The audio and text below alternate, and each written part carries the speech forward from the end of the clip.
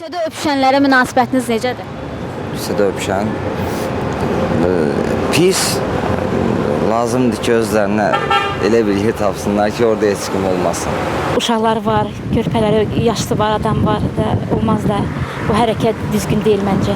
Cəmaatın anası keçir, bacısı keçir, olmamalıdır. Cəmiyyət içində yaxşı baxmırıq, yəni milli mentalitetimize uyğun deyil. Belə adam gəzir, görürsən ki, məsəl üçün elə bir hərəkətdə yeri deyil məncə də. Tərbiyəsizlikdir, bu pis halımızı. Bir il nişanlı qalmalı yoldaşımı görmədim. İndikilər küçədə öpüşürlər, qucaqlaşırlar, ayıbdır.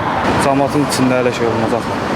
Azərbaycan qadını, qızı küçədə öpüşməməlidir. O az yaşlı uşaqlara tərbiyəsiz hərəkət görkəmdir. Küçədə düzgün deyil, cəmaat insanın içində.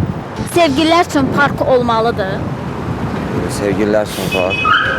Sevgililer bir yerde falan da olan her yere park gelirdi onlar üçün. Gənclərin də bir özlərinin oturaq yerləri, görüşdüyü yerləri olmalıdır.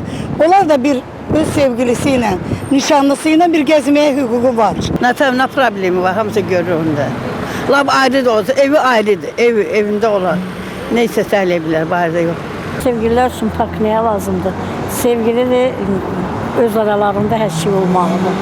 Kimi görsən elə bir tərəfdə qucaqlaşır, onlara parka ehtiyac yoxdur. Parkda olmalıdır, belə də sevgisini orada bildirməlidir. Başqa harda olmalı, küçədə olmalı deyil ki. Sevgili geçsin başqa yerə, evində harda, amma parkda olmalıdır. Azərbaycanda olan parklar yəni yetərincə var və orada sevgililər gəlib istirahət edə bilər. Elə bütün parklar sevgililər üçündür də.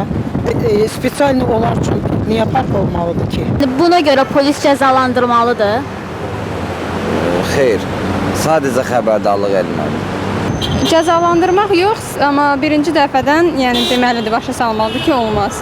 Cəzalandırmadan da əlavə o eləyən insan qırağı düşünməlidir ki, oradan qadın keçir, uşaq keçir. Əlbəttə cəzalandırma ayıbdır. Biabıçılıqdır da, ayıbdır da. Hüquqda varsa cəzalandırma cəzalandırsın, amma belə yoxdursa qeyri-qanuni cəzalandırma olmamalıdır. Qoy devlət elə bir qanun çıxartsın ki, küçədə öpüşənlərin hamısı məsuliyyət alsınlar. Qoy öpüşməyənlərə də göz olar ki, elə Azərbaycan qadınına məxsus olmayan bir qeyri-adi hərəkətə görə qoy elə onlar cəza daşısınlar. Yox, cəza da verilmir ona. Yəni, o insan özünü cəzalandırmalıdır ki, məsəl üçün, mən bu hərəkəti etməməliyəm və salam. Amma polisin onu cəzalandırmağa məncə ixtiyarı yoxdur.